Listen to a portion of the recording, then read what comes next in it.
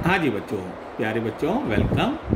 तो देखो बेटा, जो समझ चुके थे उसके आगे अब थोड़ा सा समझो। एक तो मुझे ये बताना था तुम्हें कि इस आर्म पर फोर्स और इस आर्म पर फोर्स, याद करो इस पर कहाँ लग रहा था, ऊपर की तरफ। ये वाला फोर्स ऊपर की तरफ था, ध्यान आ गया होगा तुम्हें, है ना। इस फोर्स का नाम क्या था, FRS। और ये वाला फोर्स कहाँ था, नीचे की तरफ, और इसका नाम था FPQ। मैंने कहा था इनको बराबर प्रूफ हम कर सकते हैं। तो कोई बच्चा कहेगा सर फिर करके दिखाइए, है। तो जरा डायग्राम में देखो बेटा, देखो ये मैग्नेटिक फील्ड है, याद करो मैग्नेटिक फील्ड इधर ही बनाया है हमेशा, तो मैंने मैग्नेटिक फील्ड ये बना दिया है। ये बेटे करंट जा रही है और इन दोनों के बीच का एंगल है अल्फा डैश। लेक्चर 6B में भी बताया गया है, उसे देख लेना, अल्फा डैश। और ये फोर्स निकला था। अब जरा ध्यान से देखो, ये एंगल अल्फा है ना, देखो तो ये एंगल भी कितना होगा, अल्फा, क्योंकि ये दोनों लाइंस पैरेलल हैं। ये भी एंगल अल्फा है, तो ये एंगल भी कितना होगा, अल्फा। अब देखो ये स्ट्रेट लाइन है बेटे, स्ट्रेट लाइन कितने डिग्री की होती है, 180 डिग्री की। तो क्या लिखोगे, अल्फा और plus alpha dash, alpha plus alpha dash बराबर 180। तो अल्फा डैश निकल आएगा 180 माइनस अल्फा। अब अल्फा डैश की वैल्यू यहां रख दो, तो क्या हो जाएगा, IB साइन अल्फा डैश यानी 180 माइनस अल्फा। अब जो बच्चे मैथ्स के उन्हें पता है sine 180 minus theta sine theta होता है, तो sine 180 minus alpha sine alpha हो जाएगा। तो ये हो जाएगा IB साइन अल्फा। इस तरह से तुम आसानी से देख पा रहे होगे बेटा कि ये वैल्यू और ये वैल्यू सेम है, इसीलिए इससे ये वाली वैल्यू पूरी तरह कैंसिल हो जाती है और इनसे टॉर्क भी पैदा नहीं होगा। अच्छा बताओ टॉर्क क्यों नहीं पैदा हो रहा है, क्योंकि दोनों फोर्स की लाइन ऑफ एक्शन सेम है, they are equal and opposite and their line of action very same, तो दोनों फोर्स कट जाएंगे। अब देखो बेटा, थीटा और अल्फा का नाम एक बार और समझ लो, बाकी तुम्हें सारा ही काम आ गया है। जरा देखो थीटा ये है, ध्यान से देखो, और अल्फा ये है। तो थीटा और अल्फा को जोड़ो जरा, ये लाइन और ये लाइन परपेंडिकुलर है, ये एरिया वेक्टर है। एरिया वेक्टर इस प्लेन के परपेंडिकुलर है, तो ये एरिया वेक्टर है। तो प्यारे बच्चों, थीटा प्लस अल्फा मिलकर कितने होंगे, 90 डिग्री। इसको एरिया वेक्टर कह सकते हो या एक्सिस ऑफ द कॉइल कह सकते हो। क्या कह सकते हो, axis of the coil. Axis का मतलब समझते हो, जैसे कोई कॉइल है, जैसे ये कॉइल है, तो इस कॉइल के परपेंडिकुलर ये एक्सिस कहलाती है, एक्सिस। इस कॉइल के परपेंडिकुलर ये एक्सिस, ये कहलाएगी एक्सिस ऑफ द कॉइल, ठीक है। तो ये अब देखो ध्यान से समझो जरा, इसे ध्यान से देखो बेटा। तो थीटा प्लस अल्फा कितने हैं, 90 डिग्री। अब देखो ये अल्फा है ना, तो ये वर्टिकली अपोजिट एंगल पहले बताओ दिख रहा है, ये वाला वर्टिकली अपोजिट एंगल, ये कितना हो जाएगा, अल्फा। नीचे लिख दे रहा हूं यहां देखो, अल्फा। समझ में आया, ये और ये वर्टिकली अपोजिट है, तो ये अल्फा, तो ये अल्फा। अब मुझे बताओ ये एंगल कितना हो जाएगा, ये वाला, ये जिस पे मैं निशान लगाया है। देखो ये 90 डिग्री है, समझना दिमाग से। तो इन दोनों का सम भी कितना होगा, 90। तो ये हो जाएगा थीटा, बाहर लिख दे रहा हूं, थीटा। देखो जोड़ के देखो, थीटा और अल्फा मिलकर 90 हो गए, और 90 ये वाला है, तो 180 हो गए। ट्राइंगल में तीनों एंगल का सम 180 होता है। तो थीटा ये अल्फा 90 हो गए, थीटा प्लस अल्फा 90 है, और ये वाला 90 और ऐड करोगे तो 180। अब आप कहोगे ये थीटा है और ये वाली चौड़ाई थी यहां से यहां तक, ये इसका नाम है ब्रेथ यानी बी। क्या नाम है, बी। अब बी के कंपोनेंट तुम्हें करना आता है। ये जो आर्म होगी ये वाली, है ना, तो ये थीटा से अटैच है, तो ये आर्म अगर निकालोगे यहां से यहां तक, तो ये हो जाएगी बी कॉस थीटा। क्या हो जाएगी, बी कॉस थीटा। और ये वाली आर्म निकालोगे यहां से यहां तक, ये हो जाएगी बी साइन थीटा। कंपोनेंट करने आते हैं, थीटा से attach arm B cos theta होती है, और थीटा के सामने वाली आर्म बी साइन थीटा होती है। तो इस तरह से तुम्हें परपेंडिकुलर डिस्टेंस भी निकल आई बी साइन थीटा। अब थीटा और अल्फा के नाम और समझ लो तो और क्लियर हो जाएगा। थीटा का नाम क्या है बता सकते हो? थीटा का नाम है एंगल बिटवीन,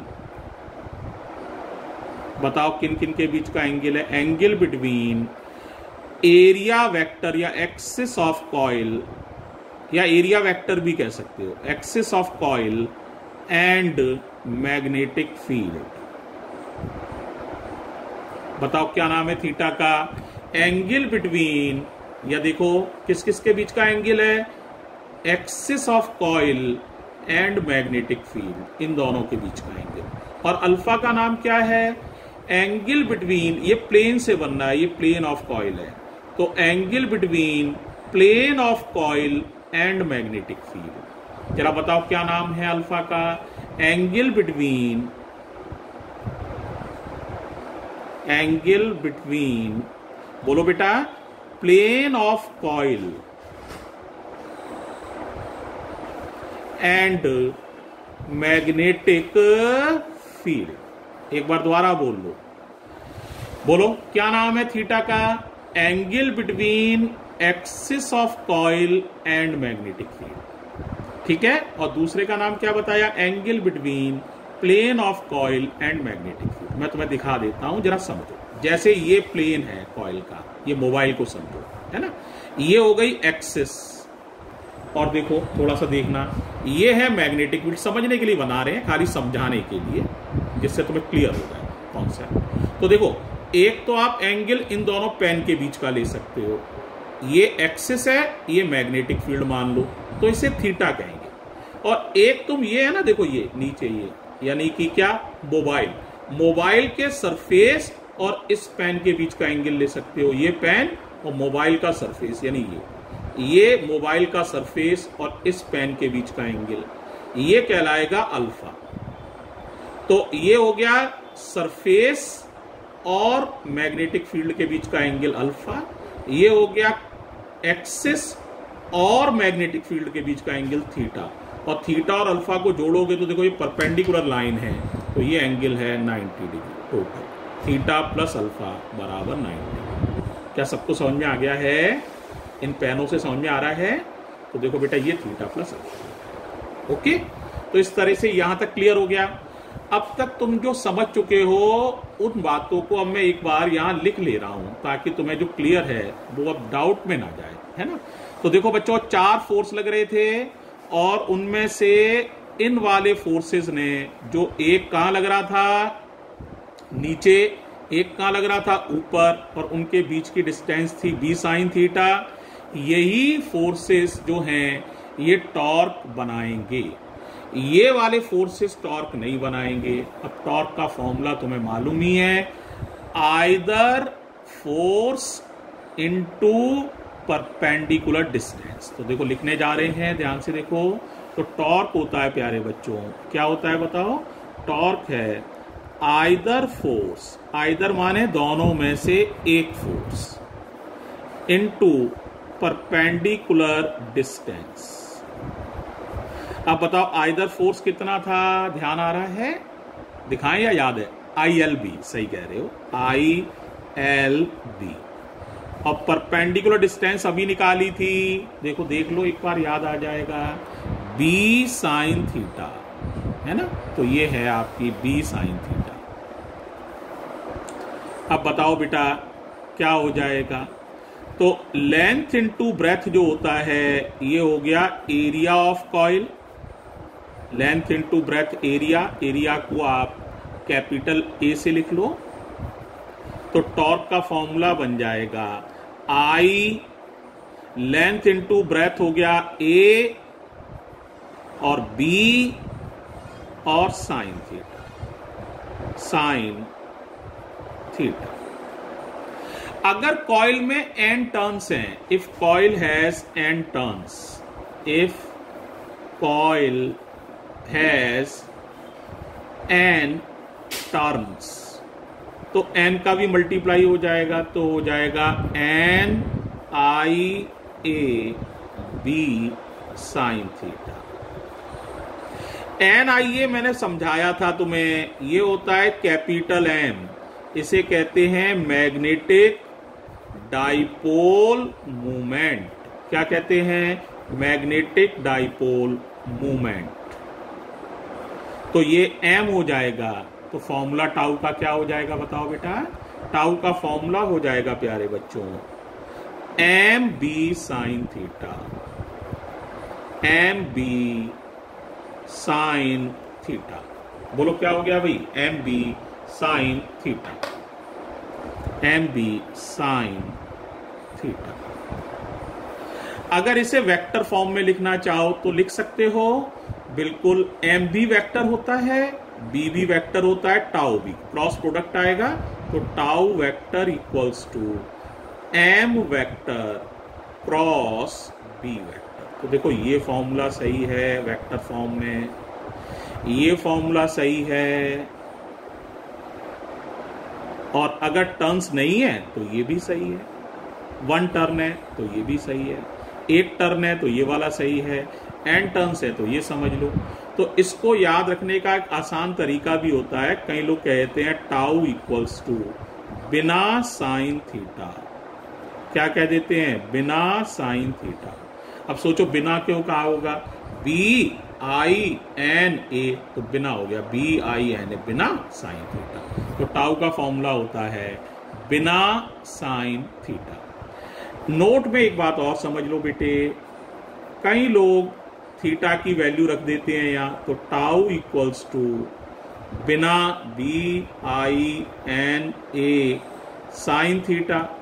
अब थीटा की वैल्यू कितनी थी बताओ? थीटा प्लस अल्फा बराबर 90 डिग्री था या नहीं? तो बेटा थीटा की वैल्यू हो गई 90 माइनस अल्फा, तो थीटा की वैल्यू 90 माइनस अल्फा। अगर ये लिख दो तो टाउ का फॉर्मूला बन जाएगा बिना साइन और थीटा की जगह 90 माइनस अल्फा।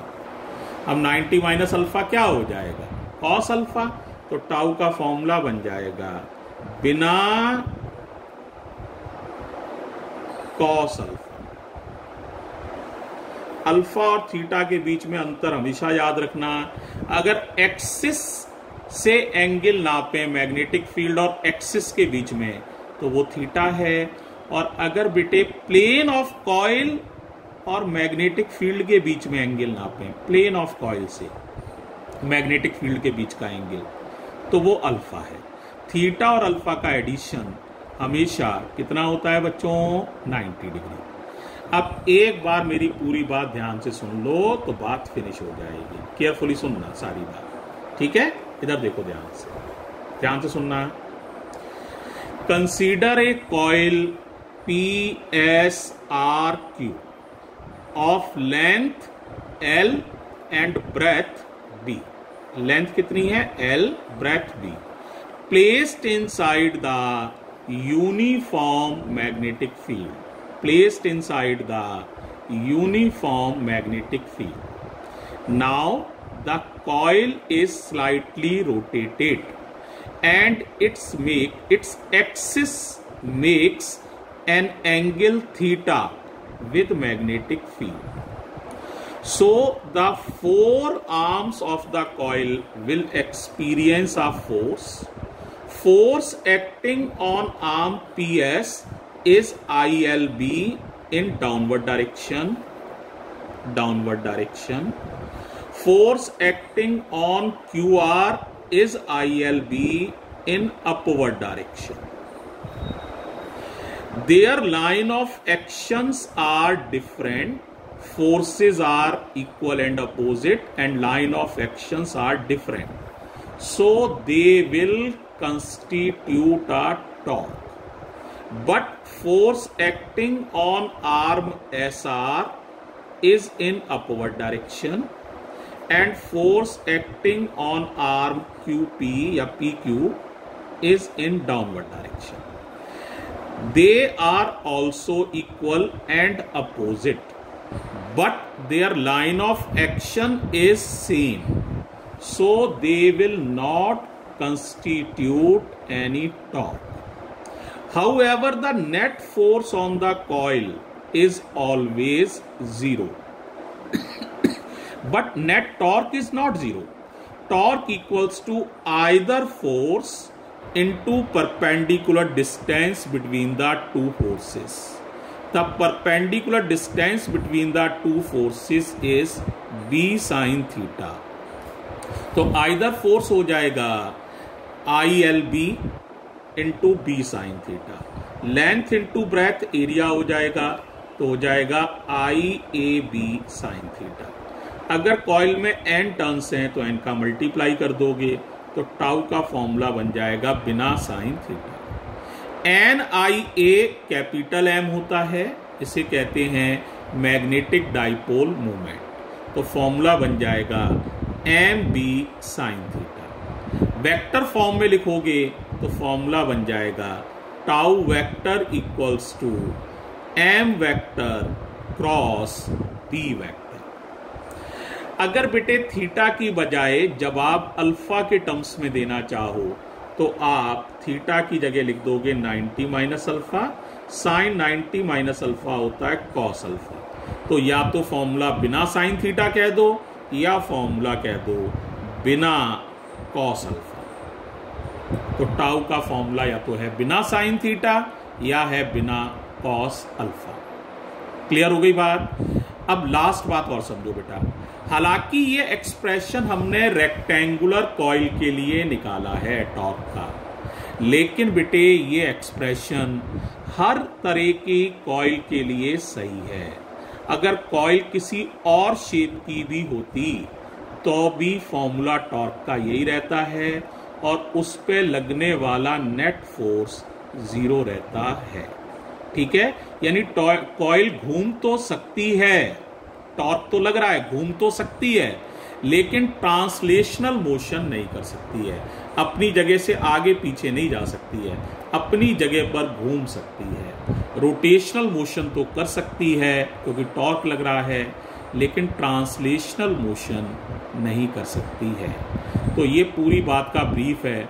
इस बेटे ये बड़ा इंपॉर्टेंट आर्टिकल है, इसको समझने के लिए आपको 6A 6B और ये वाला लेक्चर एक साथ 2 से 3 बार देखने चाहिए, तो आपको हर बारीकी समझ में आएगी। थैंक यू बच्चों, थैंक यू सो मच।